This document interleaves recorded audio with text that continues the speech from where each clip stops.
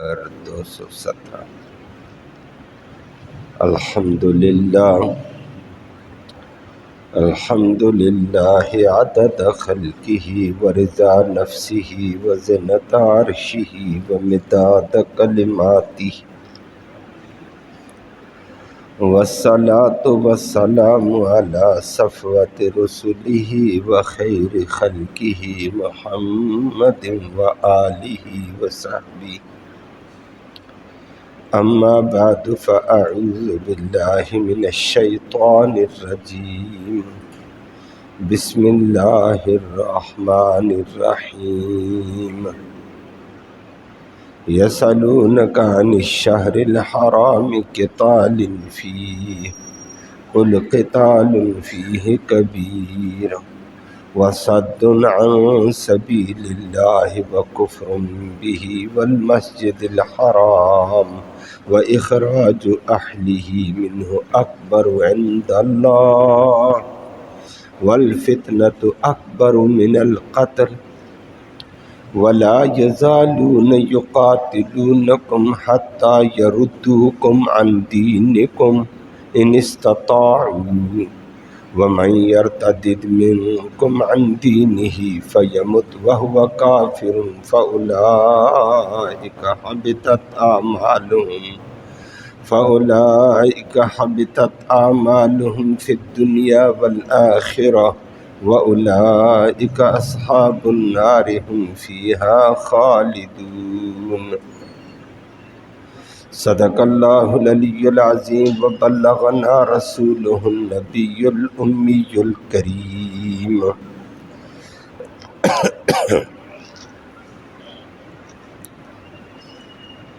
قابل تکریم معزز سامعین کرام،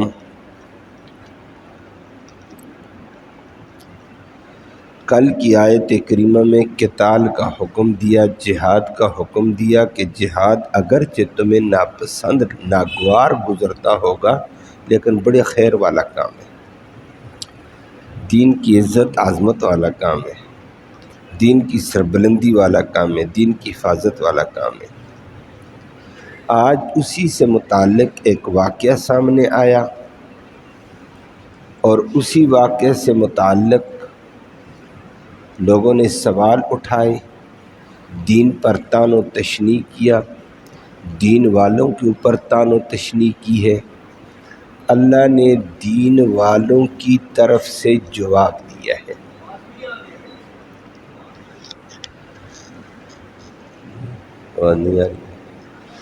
میں نے عرض کیا ہے کہ دین والوں پر ایک واقعہ کے ضمن میں لوگوں نے اعتراضات کیے ہیں، طعن و تشنیع کیا ہے دین والوں پر اور دین پر بھی کیا ہے۔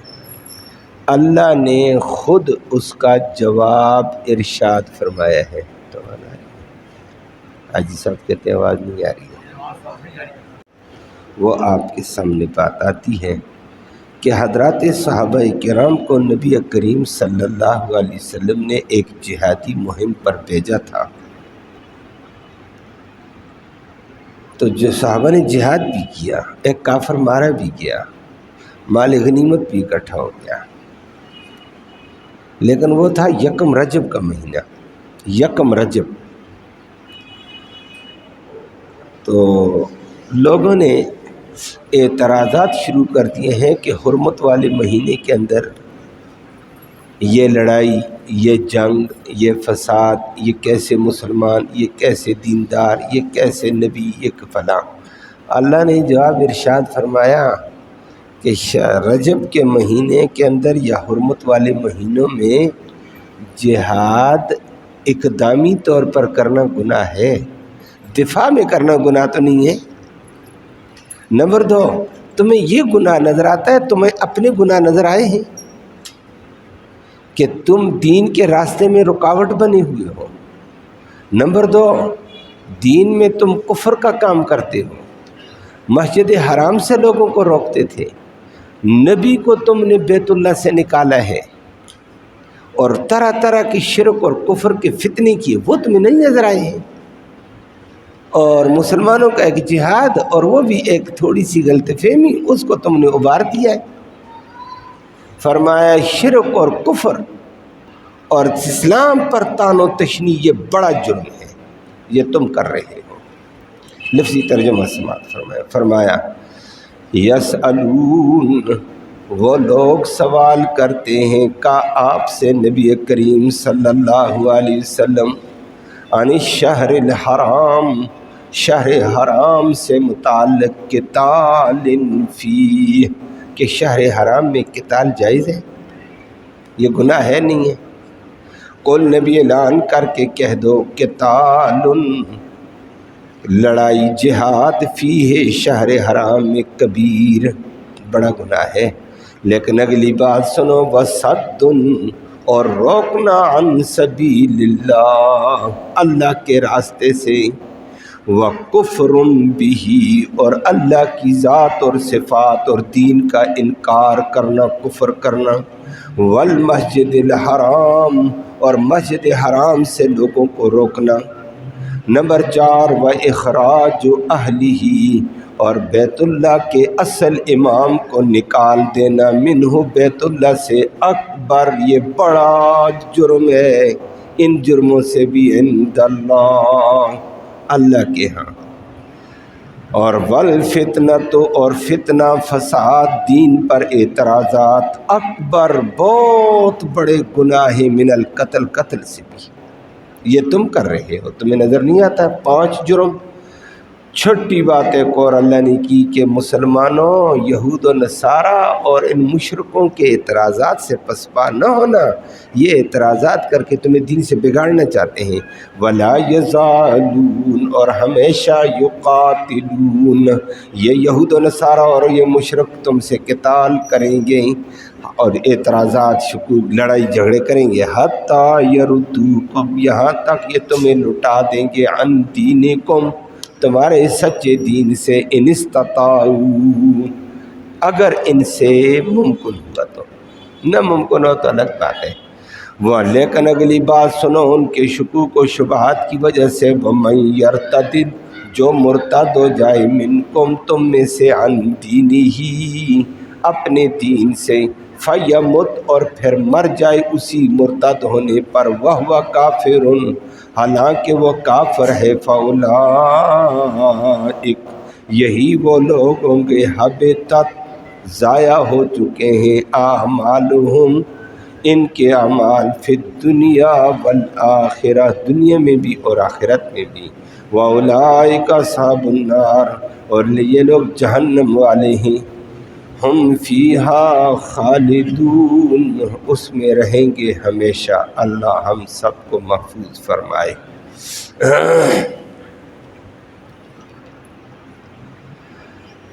کل جہاد کے حوالے سے حکم آیا تھا، اللہ نے جہاد کا حکم دیا، اور نبی کریم صلی اللہ علیہ وسلم نے پھر اس جہادی مہمات کو آگے چلایا بھی ہے۔ مختصر، غزوہ بدر سے پہلے نبی کریم صلی اللہ علیہ وسلم نے کچھ سرایا بھیجے تھے، چھوٹے چھوٹے لشکر بھیجے تھے، چھوٹے چھوٹے لشکر بھیجے مختلف مارکوں کے لیے۔ یہ چوتھا سریہ تھا، یہ چوتھا سریہ تھا، اس کا امیر نبی کریم صلی اللہ علیہ وسلم نے عبداللہ بن جحش کو بنایا۔ یہ نبی کریم صلی اللہ علیہ وسلم کے پھوپھی کے لڑکے تھے۔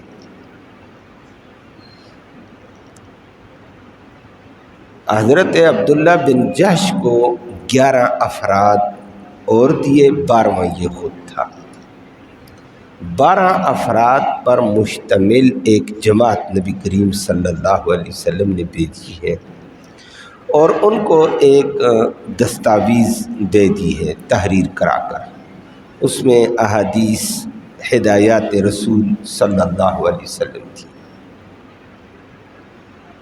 تو ان کو یہ کہہ دیا کہ آپ مدینہ سے چلتے ہوئے جائے، مکہ اور طائف کے درمیان مقام نہلہ میں پہنچنا، وہاں جا کر اس ہدایت نامے کو کھولنا، امیر صاحب پہلے آپ نے پڑھ کر پھر اپنے ساتھیوں کو سنا دینا۔ اور یہ بھی تمہیں اختیار دیتا ہوں کہ ہدایت نامے کو سننے کے بعد جس کا دل چاہے آگے بڑھو، جس کا دل چاہتے پیچھے ہٹ جاؤ، اختیار دے دیا۔ یہ سچے صحابہ کرام تھے، عظیم لوگ، اللہ ان پہ کروڑوں رحمتیں نازل کرے۔ یہ مدینہ سے 2 دن چلتے چلتے طائف اور مکہ کے درمیان وادی نخلہ میں پہنچ گئے۔ وہاں مقام نخلہ میں پہنچ کر خط کھولا اور ساتھیوں کو سنایا۔ اس خط میں نبی کریم صلی اللہ علیہ وسلم نے یہ لکھا، آپ کے قریب سے کافروں کا ایک سازشی ٹولہ، شرارتی ٹولہ مال تجارت کے ساتھ گزرتا ہوا جا رہا ہے سازشی ٹولہ، شرارتی ٹولہ، مخبری ٹولہ، انٹیلیجنس کا ٹولہ ہے، اور وہ وہاں سے گزر رہا ہے۔ آپ اس کے اوپر حملہ آور ہو کر اس کو گرفت کر دو، ان کے بندے گرفتار کر دو اور ان سے مال غنیمت کے طور پر کنٹرول کر لو۔ امیر لشکر نے یہ بات سنا کر ساتھیوں کو کہا، بھائی تمہیں اختیار ہے، میرے ساتھ آگے بڑھنا چاہتے؟ پیچھے سب نے کہا ہم آگے بڑھیں گے۔ آگے بڑھے تو اس لشکر کا تعاقب کیا، پکڑا گیا لشکر جس دن پکڑا گیا وہ تھی، صحابہ نے سمجھا کہ آج 30 جمادی الثانیہ ہے۔ 30 جمادی الثانیہ سمجھے ہو نا؟ کبھی ایسے ہو جاتا ہے، وہ بعد میں پتہ چلا، دیہات میں چلتے ہوئے جا رہے تھے، بعد میں پتہ چلا 30 جمادی الثانیہ نہیں تھی، مہینہ 29 کا تھا، کل ختم ہو گیا، آج یکم رجب ہے۔ بات سمجھ آ گئی ہے؟ جیسے ہم بھی کبھی کبھی سمجھ لیتے ہیں آج 30 ہے جی، یا یکم ہو گئی ہے، کوئی کہتا ہے یکم ہو گئی، کوئی کہتا ہے نہیں ہوئی، یکم چاند نہیں دیکھا گیا، 30 ہے آج، 29 تو یقینی ہوتی ہے۔ تو صحابہ نے 30 جمادی الثانی سمجھ کر لشکر پہ حملہ کیا، تو یکم رجب تھی۔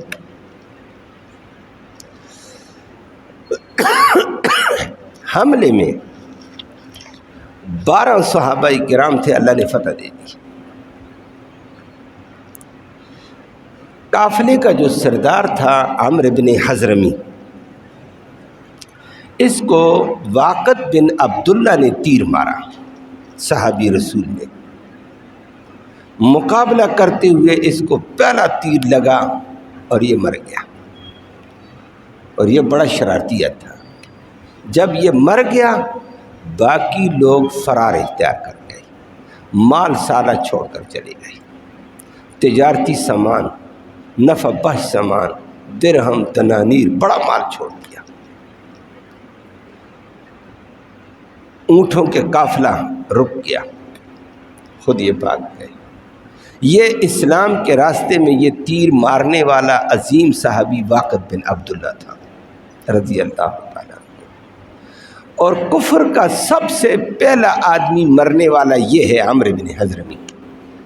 یہ آج اسلامی تاریخ میں یہ پہلا کافر جہاد میں مرا ہے۔ اس کے بعد پھر سلسلے چلتے رہے، جس طرح 2-4 دن پہلے میں نے ذکر کیا، اسلام کی پہلی شہیدہ حضرت سمیہ تھی۔ کافروں کا پہلا آدمی جو مرا عمرو بن حضرمی مرا ہے، بڑا سردار تھا، بڑا شرارتی تھا۔ حضرت عبداللہ بن جحش رضی اللہ تعالیٰ نے ان کا مال سمیٹا، اللہ نے کامل عقل دی تھی، اس کا 5واں حصہ نکال کر الگ کیا کہ یہ اس میں نبی کریم صلی اللہ علیہ وسلم کو دیں گے، نبی کریم صلی اللہ علیہ وسلم کے رشتہ داروں کو دیں گے، یتیموں کو دیں گے، بیواؤں کو دیں گے، مسکینوں کو دیں گے، مسافروں کو دیں گے۔ یہ 5-6 بندے، 6 قسم کے لوگوں کو دیں گے، 5واں حصہ الگ، باقی 4 حصے رہ گئے۔ تو گویا اس اعتبار سے اگر رقم 1 لاکھ تھی تو 5واں حصہ نکال دیا، 20% الگ کر دیا، باقی 80% 4 حصے رہتے تھے، اس کو مجاہدین کے درمیان میں تقسیم کر دیا، مجاہدین لے کر آ گئے۔ یہ پہلا مال غنیمت تھا صحابہ کرام کو ملا۔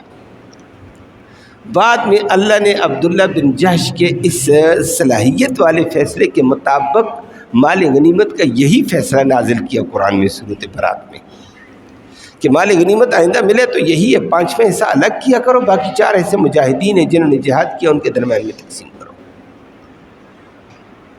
یہ صحابہ کر کے آ گئے۔ اب کافروں نے پروپیگنڈا کیا۔ پروپیگنڈا یہ کیا ہے کہ دیکھو جی 1 رجب ہے، رجب حرمت والا مہینہ ہے، 4 مہینے حرمت والے ہیں، وہ چند دن پہلے بھی ہم نے سنائے تھے۔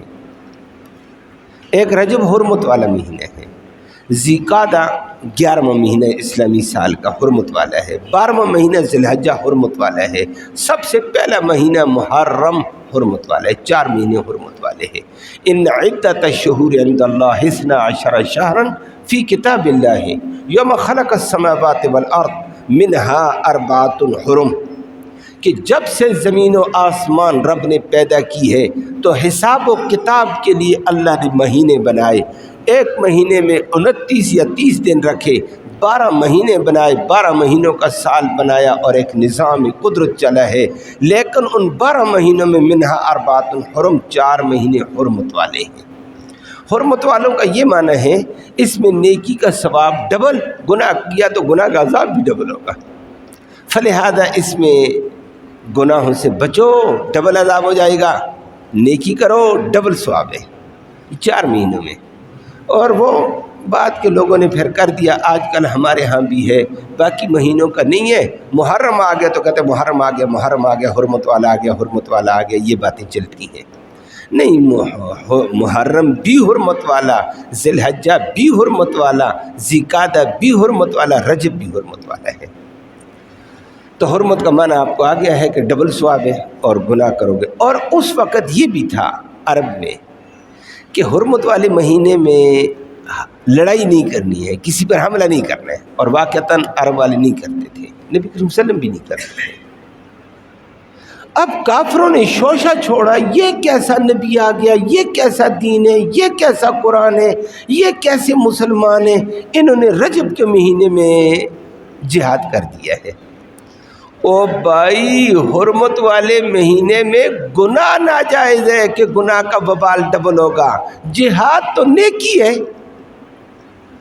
نیکی کا ثواب تو ڈبل ہے، تو نیکی میں کیا حرج ہے؟ لیکن پروپیگنڈا جیسے آج کل بھی آپ دیکھتے رہتے ہیں، بعض دفعہ پروپیگنڈا عجیب قسم کی نوعیت اختیار کر کے الٹا رنگ اختیار کرتا ہے دین والوں کے خلاف، حقیقت اور ہوتی ہے، کہتے کچھ اور ہے۔ تو انہوں نے بھی یہ پروپیگنڈا کر دیا، یہ کیسا نبی ہے، یہ کیسے مسلمان ہیں، یہ کیسا قرآن ہے، یہ کیسے لوگ ہیں، انہوں نے حرمت والے مہینے کی حرمت پامال کر کے جہاد کر دیا ہے۔ اور یہ بڑا گناہ نہیں ہے، یہ گناہ نہیں ہے، یہ گناہ نہیں ہے، یہ تو گناہ کا کام ہو گیا۔ او بھائی، لڑائی کرنی گناہ ہے، دنگا فساد گناہ ہے، دین کے غلبے کے لیے جہاد تو بہت بڑا عظیم امر ہے۔ بہرحال اللہ رب العالمین نے اس کا جواب بھی 2 طریقوں سے دے دیا ہے کہ جہاد کی 2 صورتیں ہوتی ہیں۔ ایک ہے اقدامی جہاد، اگلے پر حملہ کر کے جہاد کیا جائے، ایک ہے کافروں نے حملہ کیا دفاع کیا جائے، دفاعی جہاد ہے، وہ حرمت والے مہینوں میں بھی ہوتا ہے، دفاع کا حق ہے، حرمت والے مہینے بھی ہوگا، حرمت والے علاقوں میں بھی ہوگا، مکہ اور مدینے میں بھی ہوگا۔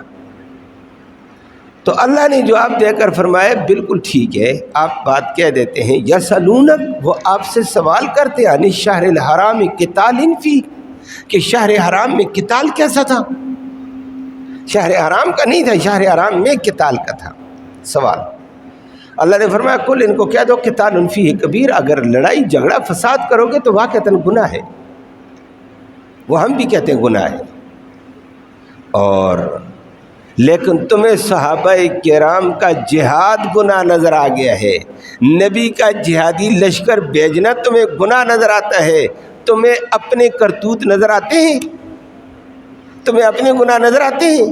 اسلام پر تو اعتراضات کے لیے بڑے جلدی بولتے ہو، اب ان کے گناہ اللہ نے گنے، وَصَدٌّ عَن سَبِيلِ اللَّهِ، او مکہ کے کافروں، یہود و نصارہ، یہ دین کے راستے میں لوگوں کو تم روکتے ہو، مارتے ہو، ڈراتے ہو، دھمکاتے ہو، جس نے کلمہ پڑھا مار دیں گے۔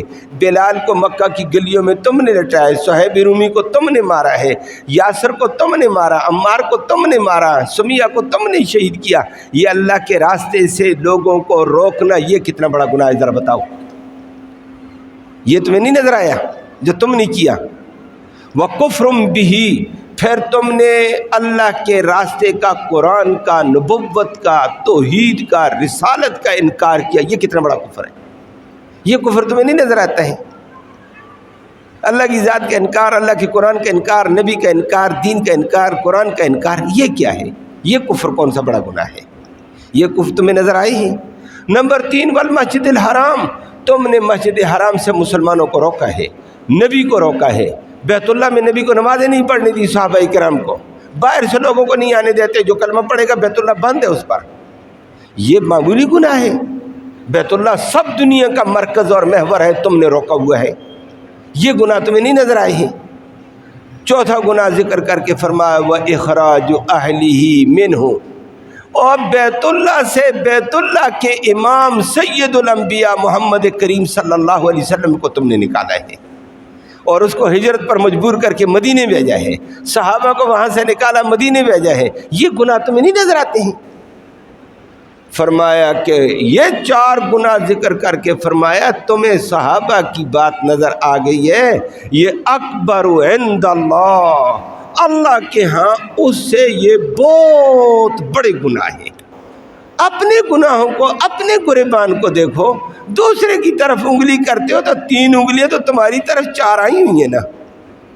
تمہیں صحابہ کی ایک بات نظر آئی ہے، 4 تمہارے اندر ہیں، اس سے بڑی گناہ ہے۔ صحابہ تو نبی کی بات مان کر گئے، صحابہ نبی کے حکم سے گئے تھے اور جہاد کے طور پر گئے تھے، فساد کے طور پر تو نہیں گئے تھے، اور تمہیں اس کے اوپر بڑے اعتراضات آ گئے ہیں۔ وہ جی یہ دین بڑا خطرناک ہے، یہ دین میں فساد ہے، یہ دین میں لڑائی ہے، یہ دین والوں نے حملہ کر دیا، یہ کر دیا۔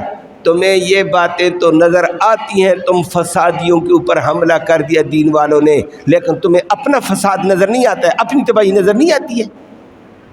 تم نے کیا تباہیاں کی ہوئی ہیں؟ اللہ نے 4 گناہ ذکر کر کے آخری 5واں ایک اور گناہ ذکر کیا، فرمایا والفتنۃ اکبر من القتل، تمہارا ایک عمرو بن حضرمی قتل ہوا ہے اور چیخ گئے ہو، اور یہ جو کفر کا فتنہ، یہ شرک کا فتنہ، یہ ظلم کا فتنہ، یہ قتل سے بھی بڑا گناہ ہے، شرک سے اس سے بھی بڑا گناہ ہے، اور یہ کفر اس سے بھی بڑا گناہ ہے۔ پھر فساد کو جنم دینا اور اعتراضات دین پہ کر کے بگاڑ پیدا کرنا، یہ قتل سے بھی بڑا گناہ ہے۔ اور واقعتاً اللہ نے جو فرما دیا والفتنۃ اکبر من القتل، فتنہ تو قتل سے بڑا گناہ ہے۔ اللہ ہم سب کو محفوظ فرمائے۔ شرک فتنہ ہے، کفر فتنہ ہے، اس کے علاوہ فتنے ہوتے ہیں۔ چھوٹی چھوٹی بات کو اتنا ابھارا جاتا ہے نا، خاندانوں میں فتنہ پیدا کر دیا جائے، سوسائٹی کے اندر تباہی پھیلائی جائے، خاندانوں کو لڑایا جائے، بندوں کو لڑایا جاتا ہے، یہ بہت بڑا گناہ ہے۔ اللہ ہم سب کو اس سے محفوظ فرمائے۔ اور آج معاشرے کے اندر یہ چیز بہت زیادہ ہے، فساد کو زیادہ اچھالا جاتا ہے، امن اور صلح کی باتیں کم لائی جاتی ہیں۔ فرمایا والفتنۃ اکبر من القتل، یہ فتنے برپا کرنا، فساد برپا کرنا، یہ قتل سے بھی بڑا گناہ ہے، کیونکہ ایک فساد کے پیچھے کئی تباہی آتی ہے۔ ایک قتل ایک ہی کو ہوتا ہے، اور فساد آ گیا نا، خاندان تباہ، برادریاں تباہ، قبائل تباہ، علاقے تباہ، بغض، حسد، کینہ، عداوت، سارے جرائم آ جاتے ہیں پھر، اور آج ہم اسی کا آماج گاہ بنے ہوئے ہیں۔ اللہ ہم سب کو ہدایت نصیب فرمائے، اور ان شرور سے اللہ رب العالمین ہم سب کو محفوظ فرمائے۔ تو فرمایا یہ بڑے گناہ تھے، تم نے یہ گناہ کیسے کیے ہیں پھر؟ اور چھٹا گناہ ان کا ایک اور کیا ہے، اللہ نے مسلمانوں کو بھی بتایا، مسلمانوں پریشان مت ہو جاؤ، پروپیگنڈا یہود کا بھی ہوگا، پروپیگنڈا نصارہ کا، عیسائیوں کا بھی ہوگا، پروپیگنڈا مشرکین کا بھی ہوگا۔ یہ مختلف پروپیگنڈے کے ذریعے سے تمہارے دین میں شک پیدا کریں گے، تمہارے ایمان میں شک پیدا کریں گے، تمہیں شک اور تردد میں ڈال کر مرتد بنانے کی کوشش یہ کریں گے۔ ان کے شکنجے میں مت آؤ، ان کے شکوک و شبہات کو مت سنو، اللہ اور اللہ کے نبی کی بات کو مانو۔ یہ ہمیشہ اس طرح کا ارتداد کرتے رہیں گے۔ ارتداد لوگوں کو مرتد بنانا، سچے دین میں اعتراضات، نبی پر اعتراضات، قرآن پر اعتراضات، مسلمان پر اعتراضات، علماء پر اعتراضات۔ کیوں؟ لوگوں کو بے دین کرنا ہے، لوگوں کو دین سے ہٹانا ہے۔